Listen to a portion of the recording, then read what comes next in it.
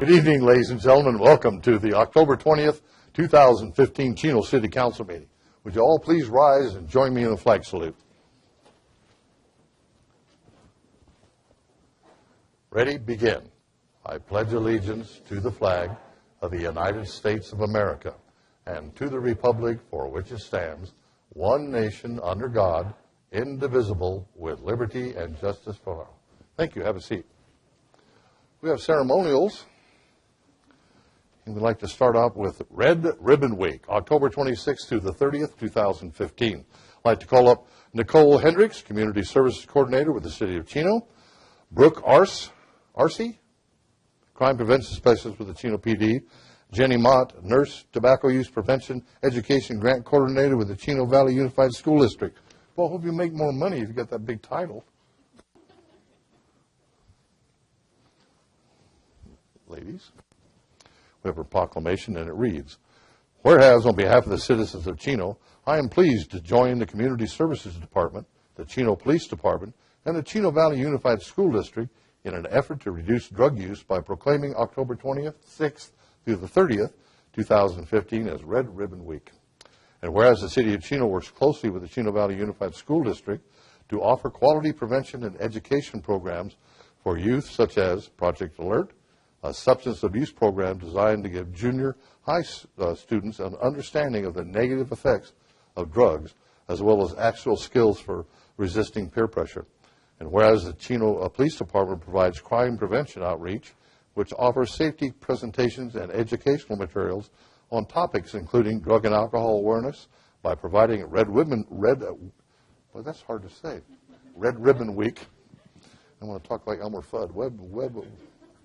Activities that consist of educational assemblies, demonstrations, and outreach booths at local schools in the City of Chino in efforts to encourage students to say no to drugs and strive for a positive future. Now, therefore, I, Dennis Yates, Mayor of the City of Chino, do hereby proclaim October 26th to the 30th, 2015 as Red Ribbon Week. We'd like to present that and say a few words. Thank you, Mayor Yates and Council. We are thrilled to get this proclamation and continue and strengthen our relationship with the Police Department and the school district and just keep it growing and going strong. Thank you. I also, on behalf of the Chino Police Department Crime Prevention Unit, would like to thank Mayor and Council, of course, for your continued support of crime prevention programs in and throughout the city. We're so appreciative. While we believe that one person can make a difference, as former DEA agent Camarena, the person who inspired Red Ribbon Week, who was unfortunately taken down in the line of duty, while we do believe his conviction that one person can make a difference, we're also extremely appreciative of the support of the community, the mayor, the council, and then these other two organizations and school district as well. Hi. Again, I want to thank the council. We have such a great collaborative between the city, the police department, and the school district, and we're really educating our students and our community and keeping them drug-free, making good decisions, and it really is the collaboration, and that's why we're one of the 100 best cities for kids. That's right. Well, ladies, we appreciate all you do, and keep up the good work, and tell your staff the council appreciates it, too. Have a big round of applause for them. Good job, ladies.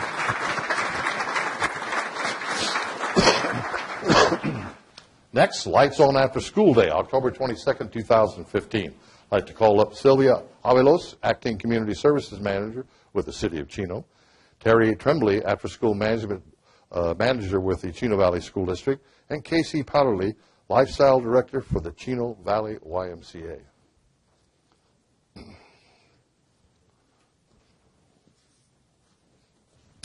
We have a proclamation.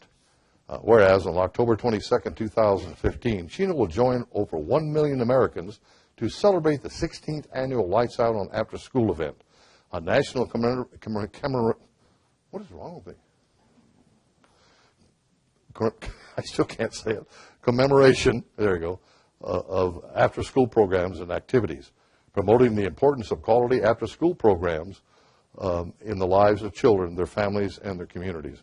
And whereas the City of Chino is committed to quality after-school programs for all youth because these programs provide a safe, friendly learning environment, boost students' academic achievement, build stronger communities by involving students, parents, business leaders, and adult volunteers in the lives of youth. And whereas the Chino community believes that every child should have access to a safe, friendly place where the lights are on after school. Now, I, Dennis Yates, Mayor of the City of Chino, do hereby proclaim October 22nd, 2015 as Lights On After School. Present that to you. A few words. Gates and members of the council. We appreciate the proclamation. We are hosting the after-school programs are hosting open house on Thursday. That's when we're celebrating Lights On After School from 4 to 6. We are in collaboration with the school district as well as the YMCA. We just like to invite everyone to the open house that we're hosting at the different after-school programs this Thursday from 4 to 8. Right. We do have a flyer available. We are hosting an open house at the library. In front of the library, we're having the Boy Scouts of America is actually hosting a booth there for the Lights On. We are hosting, we have 3 different high five after-school programs at Cattle, at Newman Elementary, as well as the Community Center at Preserve. We are having 3 open house there for the high five programs. I'll let Terry talk about SOAR and RAP. Okay. I'd like to thank the mayor and the council. Chino needs to be really proud of the programs we have for kids throughout the community. I don't live in this community, but I'm very proud to be part of working here.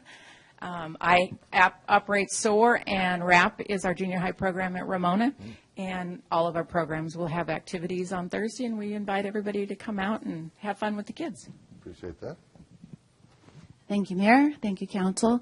On behalf of the YMCA, it's a great honor to be here.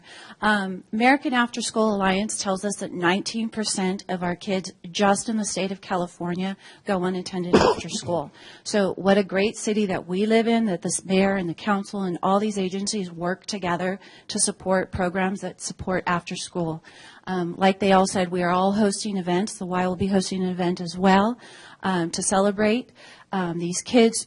We all offer a program so that these kids don't have to go home to be alone, that they can celebrate. Basically what Lights On is gives all these kids a chance to show the work that's provided at all of our sites, that they can be inspired, that people are actually care and listen to what they have to do. So thank you all for your support in all these programs. Well, we appreciate the hard work of all you folks. That, so many parents, both a husband and wife are working, or if you got to separate a couple, the wife's working, and the kids need some supervision and activities after school until their parents get home at least. So everything you do is very admirable, so we appreciate it. Let's give them a big round of applause.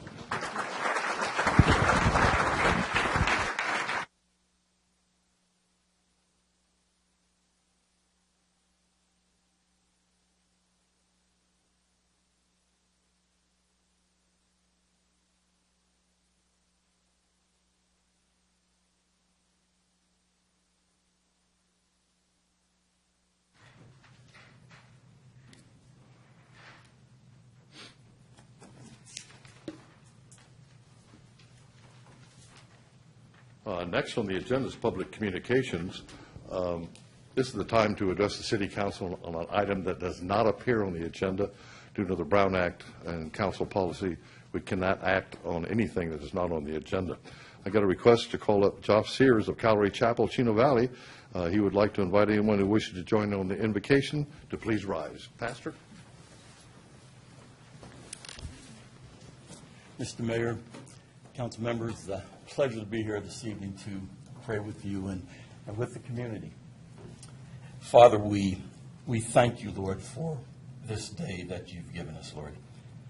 And Lord, we thank you for this city, Lord, that you have placed us in.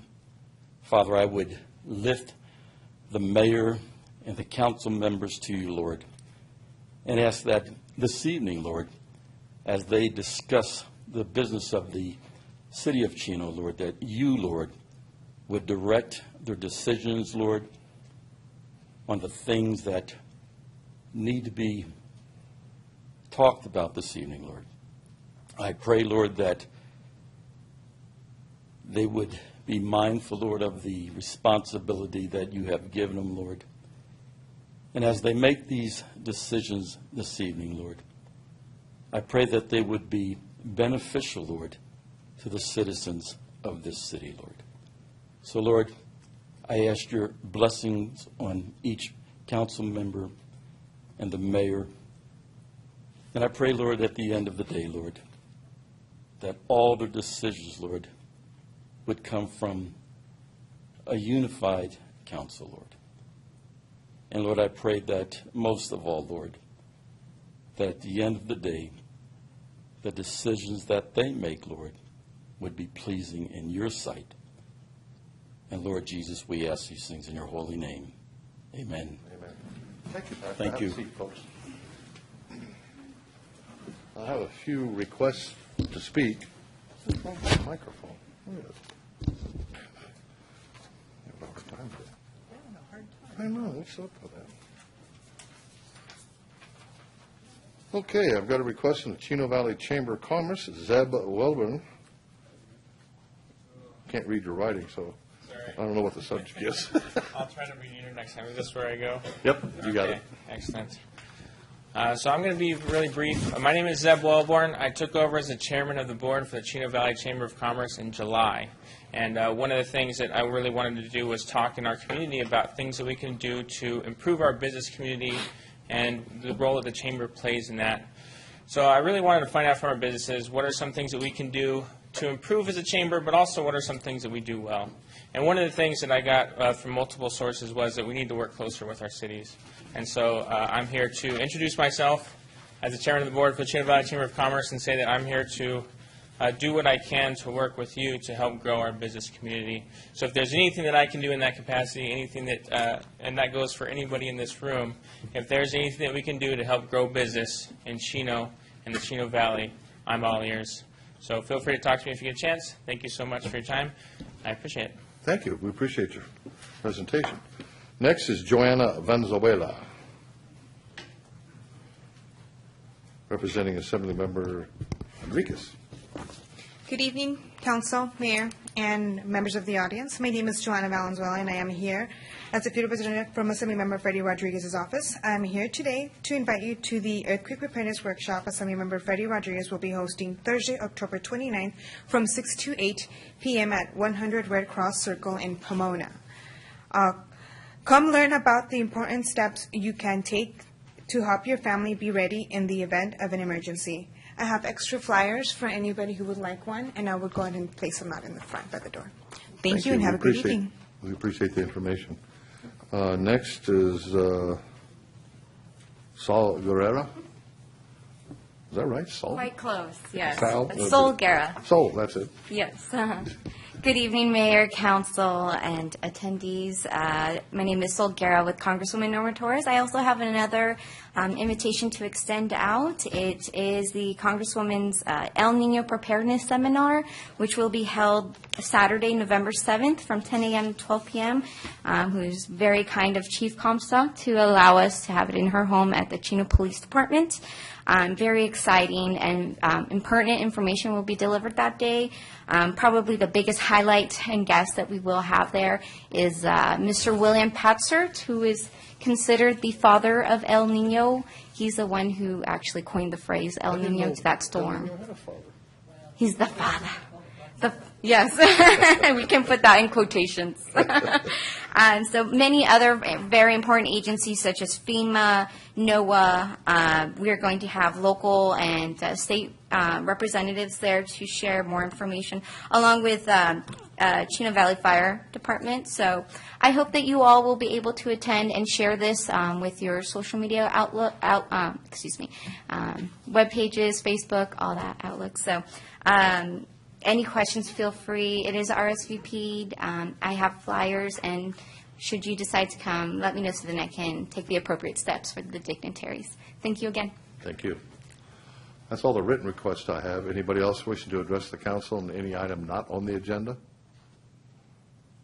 Before I close public comment, we have quite a few Don Lugo students here, and by tradition, we'd like you to line up in front of the podium here. Give us your name, your school, and your class and your teacher's name.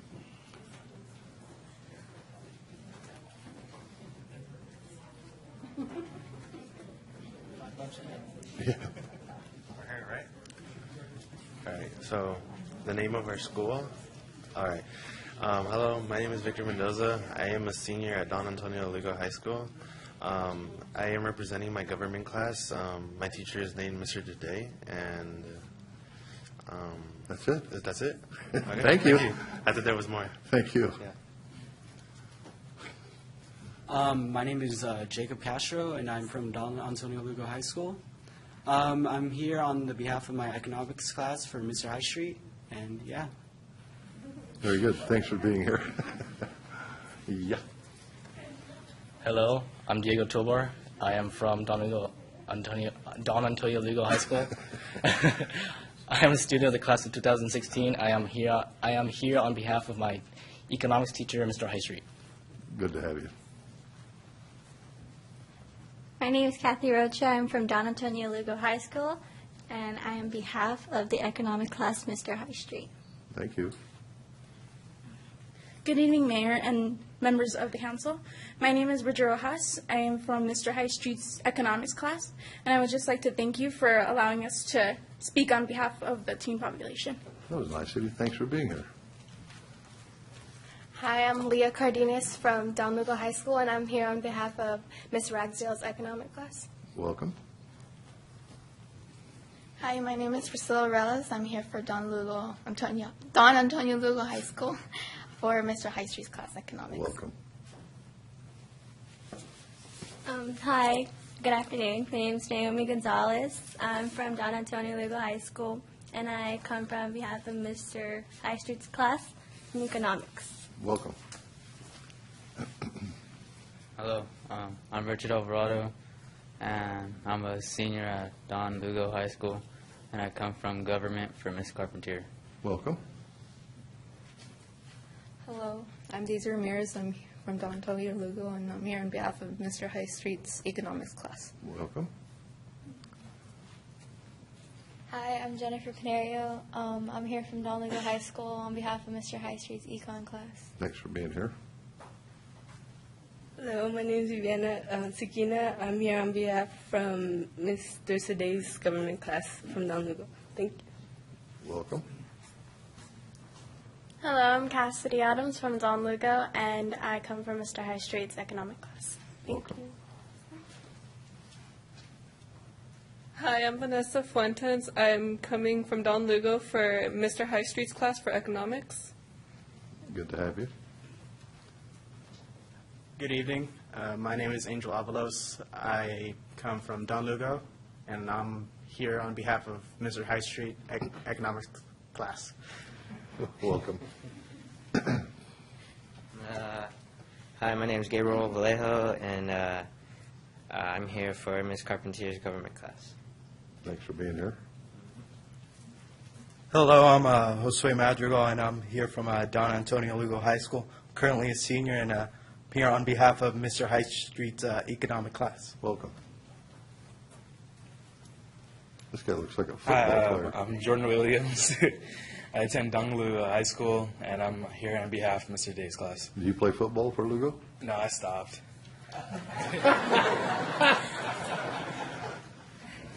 Well, both of my granddaughters go to Don Lugo, and my one granddaughter, Devin Yates, she got elected to the homecoming court. So that was pretty cool. It was neat. Her mother was the homecoming queen at Ukiah High School years and years. Denny's grandmother, yeah. What reason is this little girl here in the audience? What is she here for? Why don't you come up to the podium and tell me why you're here? Come on. Her mother told her. Your mom told you? Are you here for school or what? Pull down the microphone so you can speak in it. What's your name? My name is Destiny Mejia. My school is Newman Elementary. I'm in Miss Guzman's class. Uh-huh. Are you here because of your school? No, I'm just here for my grandma. Oh, that's Grandma? Okay. We're Well, interested in planning commission, so she couldn't come last night, so we're here tonight. oh, so you just bring her to a city meeting? Well, that's cool. Good to have you. Here, come here. Come up here. I got a present for you. I'll give you a city pin. Take as a souvenir. You're welcome. Anybody else in the audience? I don't have any more pens on me, so. Okay, we'll close public comment. Next on the agenda is consent calendar. Anybody wishing to pull an item for discussion may do so now. Seeing none, entertain a motion. Moved by Mayor Pro Tem Ulloa, seconded by Councilman Howie. Please vote.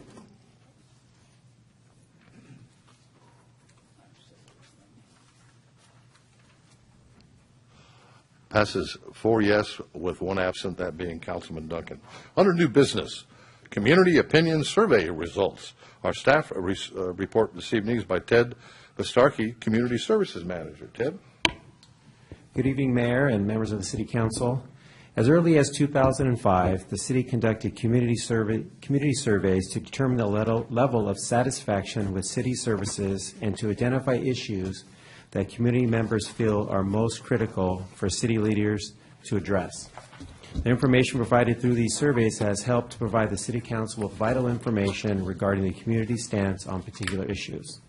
A recent survey was conducted between April 3rd and April 21st, 2015. Here tonight is Dr. Tim McLarney, President of True North Research Incorporated. Ms. McLarney will be providing a presentation based on the results of this survey. Mr. McLarney. Good evening, Mayor, members of Council. I'm Dr. Tim McLarney. I am the President of True North, and we're a firm that over the last 13 years has specialized in working with California cities as well as other types of public agencies to do surveys to develop a statistically reliable understanding of the communities and the customers that they serve. To date, my business partner and I, as a two-person team, have designed and conducted over 900 research studies for public agencies, and about 300 of those studies are what we call community satisfaction surveys, similar to what we're talking about here tonight, where the goal is to understand what the needs are of your residents with respect to the services and the facilities you provide as a city, as well as, once you understand their needs, how satisfied are they with the role that you're performing in meeting those needs. I mention an experience for context because as I go through tonight's presentation or in response to questions that you may pose, I may make reference to how the results we're seeing here today compare to what we might typically see in other cities, and so I wanted you to have a sense for my experience base from what I'm going to be speaking from. I also welcome questions from council as I go or at the end, whichever is your preference. Before we talk about the actual results, it's probably helpful to talk for a second about the purpose of the study, or the why we do this study, as well as the methodology, or the how we went about doing this study. In terms of the purpose, I mentioned this earlier, these studies are really designed to understand what are your community's needs and preferences and priorities with respect to the services and facilities that are provided by the city. So what are their needs? The flip side of that coin, once you identify their needs, how well is the city performing in meeting those needs in both overall, in terms of your overall performance, but also in a variety of very specific service areas. And then finally, it's an opportunity for us also to track how opinions in your community about the city's performance have changed over time. About 10 years ago, a much younger version of me stood in front of the council at that point and delivered the results of a similar study done back in 2005. I didn't have hair there either, just so you know. But my goatee was a little browner. And so tonight's presentation, we get to look at not only what are the opinions of the community now, 10 years later, in 2015, on these questions, but we also have some slides which show the comparisons to 2005. And so you can see how things have changed over time. In terms of the study methodology, or the how we went about this study, much has changed over the last 5-6 years in terms of how people receive information, the types of phones people are using, their accessibility through traditional telephone surveys. And because of that, we've been evolving our methodologies for how we do these types of studies. In your case, what we used was called a mixed method, where once we'd sampled our respondents, we recruited them not just with telephone, but also with mailed invitations and, when available, email addresses. That combination of mail, email, and telephone recruiting allows us to have a much higher response rate than if we were just using telephones to call these folks. And it also reduces some response bias that can happen if you're just using telephones, and ultimately improves the reliability of your study. Residents also have the opportunity to participate either by telephone or online at a secure password-protected website. And so using that methodology, we completed 450 interviews with individuals who are registered voters within the City of Chino, which is the same type of sampling frame that we used back in 2005, so we can directly compare. Now, because this was a sampling of 450 individuals and not a census of all your registered voters, it has what's known as a margin of error due to sampling. And in this case, that's plus or minus 4.8%. What that means is the results I'm talking about tonight are within 4.8% of what we would have found had we spoken with all of your registered voters. On to the results. This first slide shows the answers to the question, overall, how would you rate the quality of life in the City of Chino? Would you say it is excellent, good, fair, poor, or very poor? On the left, you see the results for 2015. On the right, you see the results for 2005. In 2015, you had 91% of your residents rate the quality of life in the city as excellent or good, with 39% rating that as excellent. You can see in 2005, the combined total of 88% was somewhat similar, but look at that dark green bar. Look at the increase from 28% to 39% in the folks who rated the quality of life as excellent. There's a little dagger symbol next to that number there in 2015. What that means is that's a statistically significant difference. We can be 95% confident that the difference between 2005 and 2015 actually reflects an actual change in public opinion during that time and is not simply an artifact of having two independently selected random samples. You'll see that significant symbol in a couple other places in this presentation. We followed this question up with a question where we asked if the city government could change one thing to make Chino a better place to live now and in the future, what change would you like to see? This is what we call an open-ended question, meaning we didn't provide them with the options you see there on that slide. We simply asked the question and we're quiet. They responded in their own words. We recorded that verbatim, and then we went back and we looked at the responses and we grouped them into the categories that you see here. And the most striking aspect of this are the two top responses. The number one was not sure, can't think of anything. And number two is no changes are needed, everything's fine. If you combine those two bars, you get 39%. So almost 40% of your residents said, I can't think of anything that I would change to make Chino a better place to live, right? Or specifically said no changes are needed. That's a great score, right? When you think about the nature of the question, you're handing somebody a soapbox and saying, stand up on the soapbox and tell us one thing we can do to make it a better community, and 40% are stuck for an answer, which is great. The other sort of encouraging result is that there's no other single issue that jumps off the page as having a lot of people hit on it. You had 9% who said clean up, beautify the city, 9% mentioned repairing infrastructure, about 9% mentioned limiting growth and development, and then another 8% said improving schools and education. In some communities, when we do these studies, you'll find one particular issue will jump off the page, and that tells you you've kind of got this burning issue in the community that is on the top of the mind for a lot of residents. You don't see that here at all. Now, this next slide is arguably the most important slide we're going to talk about today, and it's the answer to the question, generally speaking, are you satisfied or dissatisfied with the job the City of Chino is doing to provide city services? We're not referencing a specific type of service, and we're asking them to comment on the city's performance in general, and because of that, this can be considered an overall performance rating for the city. In 2015, on the left there, you see that 90% of residents said that they were satisfied with the city's efforts to provide municipal services, with almost 60% there saying that they were very satisfied. You compare that to 2005, similar combined satisfaction score at 89%, but again, we're seeing a big growth in the percentage who said they were very satisfied, right? So that is a statistically significant increase. The other thing that you see there is at the top, of the folks that weren't satisfied, that 10%, most of those just didn't know. That's that gray bar, right? So you had only 3% of the folks that we spoke to said that they were dissatisfied with the city's efforts to provide municipal services. So, I mean, these are outstanding scores, and I'll comment a little more about that when we get to the end of the slides. Okay, now up to this point, the survey was purposely general, right, talking about overall satisfaction with city services, overall quality of life. At this point, it narrowed and began to focus in a variety of very specific service areas. And what you see here is a slide where we asked individuals for the services you see on this slide tell us are you satisfied or dissatisfied with the city's efforts to provide that particular service. The dark green bar, again, represents very satisfied. The light green bar represents some satisfied, and that white space off to the right represents the folks that are dissatisfied. We have two tiers.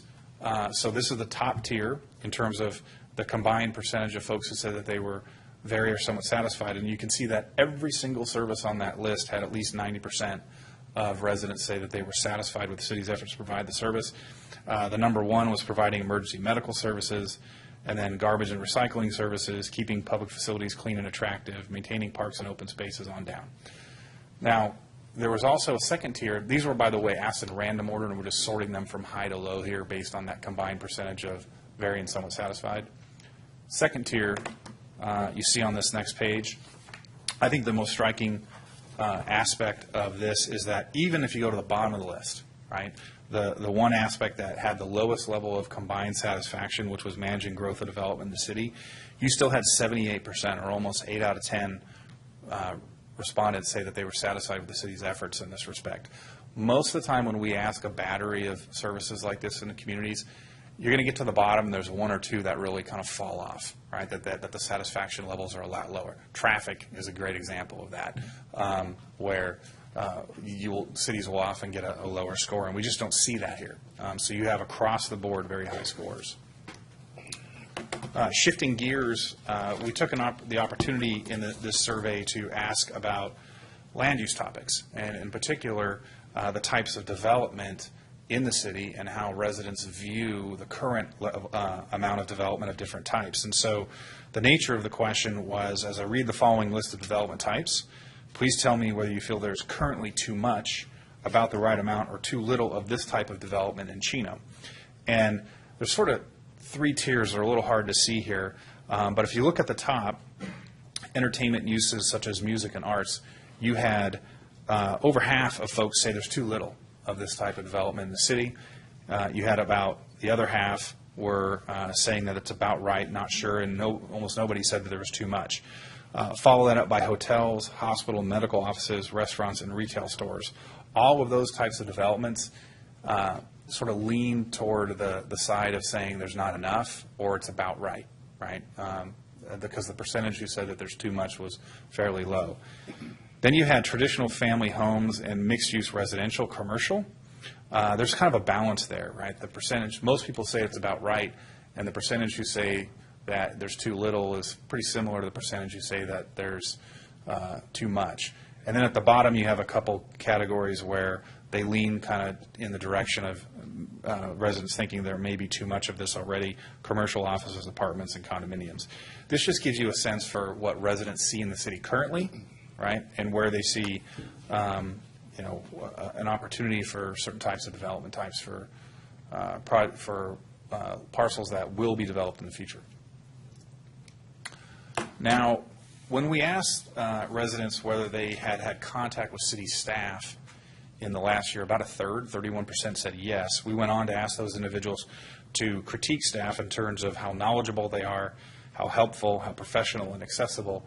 And as you can see here on this slide, staff received very high marks. You had better than 90% of the folks that had interacted with staff give either very or somewhat positive responses to these questions. Almost about 1 or 2% at most in each case felt that staff wasn't helpful or wasn't knowledgeable or professional. So very strong marks for staff's performance. We also asked about communication. We asked individuals overall, are you satisfied or dissatisfied with the city's efforts to communicate with residents through newsletters, the internet, and other means? Here again is an example where the city has actually improved its performance over time. In 2005, you had 80% of folks say they were satisfied. In 2015, you had 85% say that they're satisfied, and you had, again, a significant growth in the percentage who said they were very satisfied. This is an unusual finding, in part because what I have witnessed in working with cities over the last few years in particular is it's going the other way. It's getting harder and harder for cities to communicate with residents, as residents are now not just looking at newsletters. You have social media sites, you have apps, texts, blogs, you name it, as the channels that folks use and the sources they use for information to become increasingly diverse, I think it creates a harder challenge for the city to get your message out to your residents. And despite those patterns, you're seeing an increase, which is great. I think you might need to be studied a little bit to figure out why, because I'll tell you, there's a number of agencies that are sort of scratching their head and trying to figure out their way around this right now, because it's generally been going the other way in most cities. Okay, so on to the key conclusions. What does all this mean? I go into more detail in the full report, so I'll be brief here. I think the obvious takeaway, first of all, is that resident satisfaction continues to be quite high, and that's across the board. We saw that in how they viewed the city's quality of life in the city's overall performance in providing services in the very specific service areas that we tested. All of those received very strong marks. We also saw that there was significant improvement over time. When you compare 2015 to 2005, you have had significant increases on all those key performance metrics, which is great. To the extent that you can look at a survey like this as a report card on the city's performance, and in a lot of ways you can, this is straight A's and a couple B pluses. These are really, really good results, and I can tell you that these are the kind of results you have to work to get, right? You don't get these by not doing a good job, both as leadership as well as the staff and administering the policies and providing the services to your residents. So this is a job well done, and that's why you see the results you do here. Now, being a resident satisfaction survey, like any customer satisfaction survey, you should not only look at how are we doing today, but also look forward and say, where can we improve, right? There's always some room for improvement. And with that in mind, we have some of the bullets that you see there on the slide. But I think the first thing that I would mention is that first bullet about staying the course. That's an important one. If you look at your performance, especially from 2005 to 2015, you've been on a steady path of improvement over time. You have very high satisfaction scores across the board. So if you do nothing else, right, over the next 3 or 4 or 5 years, just continue to do what you're already doing, because residents are obviously pleased with your performance, and you don't want to oversteer, right? You don't want to really overreact, especially when you have results that it's good, and really focus on one area and to the detriment of another area, perhaps, right? So you're doing really well. Don't oversteer. But to the extent that you do have discretionary resources, some of those bullets below there are areas where you have the best opportunities for improving resident satisfaction even further. Sometimes these issues are actual improvements that are needed. For example, it's not on this list, but we have updating infrastructure. If somebody's driving down the road and they see potholes and that's their issue, it's a real issue, right? They're driving on, they see it. Sometimes, and it requires a service improvement. Sometimes it's more of a communications challenge, right? So, sometimes it's a matter of helping people understand the policies that are already in place or the plans that are already in place, more so than it is a need to change those plans or policies. So with that, I end my presentation, and I certainly welcome questions from council if there are any. Thank you. Council members have any questions? Councilman Howie?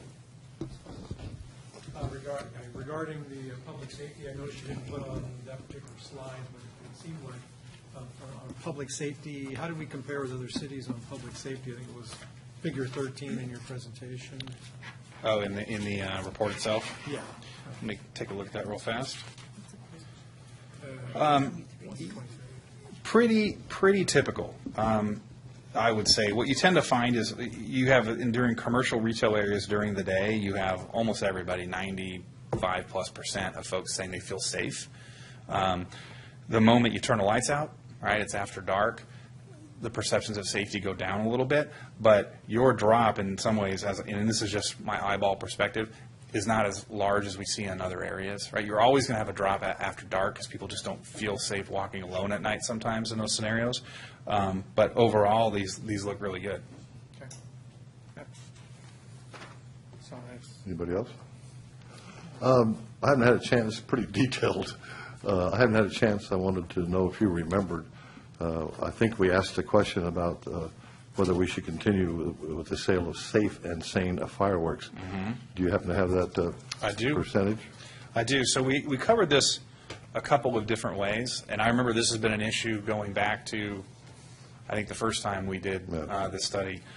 So the first question was, we had a little information for them first. We said that the City of Chino currently allows residents to use safe and sane fireworks that can be purchased legally in California. In your opinion, should the city continue to allow the use of these types of fireworks on July 4th, or should it not allow these types of fireworks?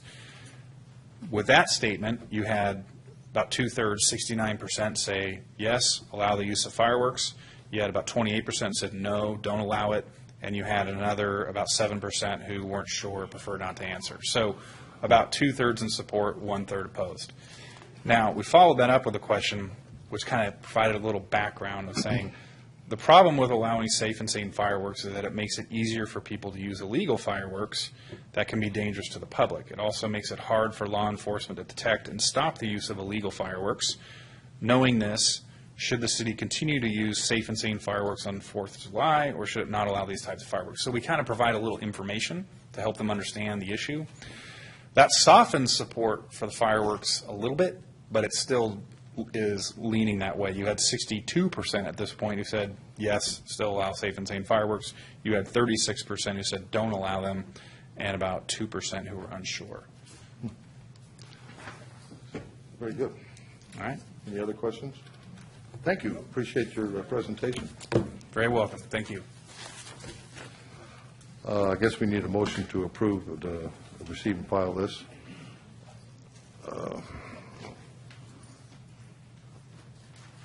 It's moved by Councilman Howie, seconded by Mayor Pro Tem Ulloa. Please vote.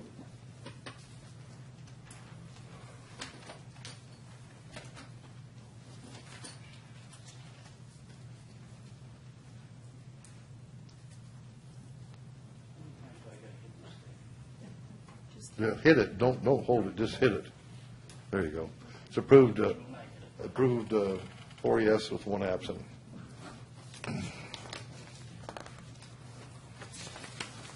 Okay, next is mayor and council reports. On the mayor's report, first I'd like everyone to be aware that this Saturday, October 24th, the Chino Public Works Department will be holding a neighborhood cleanup event from 8 a.m. to 2 p.m. at the Public Work Service Yard on Schaefer Avenue. This is only open to Chino residents and allows you the opportunity to dispose of furniture, appliances, electronic waste, household hazardous, and much more. There are limitations as to what can be disposed of. So if you have any questions, please call 909-334-3427. Also occurring the same day at 9:30 in the morning is the second edition of the Chino Garden Workshop happening at the Chino Community Garden at the northeast corner of 5th and D Street, right here behind us. This free event invites everyone to socialize, enjoy harvest theme activities, and decorate or carve a pumpkin space. A space is limited, so get your tickets soon. Lastly, I want to give everyone the last reminder that the annual Halloween Spooktacular is happening on Saturday, October 31st at 2 o'clock at the Chino Spectrum Marketplace. This is a great event. It really is a great family event, and encourage all participants to relax and enjoy the games and costume contest, and you go trick-or-treating and all that there. So make sure you show up for that item. Mayor Pro Tem Ulloa. Yes, on Wednesday the 7th, I attended a meeting that was held in the preserve at the Park House.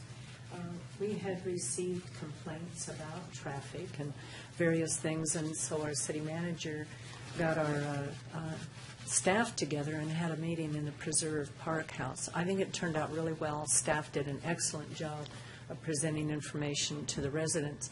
And that's reflected well, I think, in the survey. I think that's one of the reasons why the survey turned out so well also, is that we're willing to meet with people who have problems instead of just ignoring it. So, and it isn't that we can resolve all the problems, but at least we can tell you what the situation is and what our plans are, and at least open lines of communication. So kudos to staff. You all did a really, really good job with that meeting. And I'm looking forward to it happening again. And then on Sunday, the 11th, I attended the memorial service for Gene Skiles, also known as Nayrod. So it was very, very nice. It was held out at the Chino Airport, and he sure is going to be missed. He was really a great guy. The day before that service, we lost one of my brother-in-laws, and he was really well known in this area. His name was Coach Ed Uloa, and he coached Upland football, Mater Dei, Damien, all kinds of Pop Warner teams. He's written 2 books, just a really well-loved man. It's just a tragedy to the family that we lost him. But I thought I would announce it this evening because so many people did know him. And that's all I have. Thank you. Councilman Howie. Thank you, Mayor. Just a couple of items this evening. On October the 8th, I attended the Chino DeSalter Authority meeting. That went well, and things are going well there. There's a lot of construction going on over at CDA. They're moving along very nicely on that. On October the 12th, I attended the Chino Community Center Corporation, and they are about the arts. And the one thing that survey talked about us about not having enough music and art programs. We're still trying one of these days to get our center built, our performing arts center, and maybe one of these days we'll have our theater and all the different things that we can bring more arts to the city. So that is on the horizon. It is a plan for us, and hopefully someday soon we're going to be able to move in that direction. And then I attended with Councilman Duncan last week the Chaffey College luncheon. That was a report to the Chaffey College. Just seems to be booming. They want to continue to build more on a campus here in Chino and also in Fontana. And I forgot the number of students that they have here. Matt Ballantyne was there also. I think we have, how many, was it 4,000 students we have, I think, at Chaffey College right now, Matt? And it's more than 20,000 in the whole, between the 3 campuses. But someday they want to make Chino a full 2-year community college. And so that's kind of an exciting thing. But, obviously it's going to take a lot of money to build a lot more buildings. And they have since they have 100 acres over Chaffey College does have here in our city, someday it will be a much bigger college. And it's great that we have a community college that we can have our residents and local residents go to. So that's pretty exciting. They had a good luncheon for that. And just one other item, I just mentioned I lost a dog last week. A coyote got into my backyard. Ooh. I live over on the west side. Coyote Got in my backyard over on the west side of town. And talking to some neighbors a couple blocks over, they'd also lost some animals. So as the drought continues and there's less water and more little animals not around, the coyotes are getting more, and you got to be careful because they can jump a 5 or a 6 foot fence and get and be boom. They can get an animal very quickly. So just be careful. I know Eunice said she sees a lot of coyotes up in the north part of our city, and I'm over on the other side of Don Lugo, close to East End Avenue and Chino Avenue, between Schaefer. And those coyotes now are coming into. I've lived there 26 years. I've never seen a coyote in my backyard, and so you got to be careful. So there is very little food source for them, and they can get very aggressive, and they like to be out in the middle of the night. So just don't keep your animals inside. Yep, that's all I got. Thank you. Councilman Elrod? No report at this time. Thank you. City Manager, anything to add? No, I just wanted to compliment our staff on the positive results from the survey. Certainly they work hard and they have a servant's heart, and I appreciate them for what they do. City Attorney, Mr. Gutierrez. Thank you. Chief Comstock? I do not have a report, Mayor. Thank you. And we have nothing from the fire district. The chief already told me that. So we appreciate you folks being here. Well, we will adjourn. The next meeting for the City Council will be Tuesday, November 3rd, 7 o'clock, 6 p.m. for closed session if necessary. We stand adjourned. Have a safe trip home.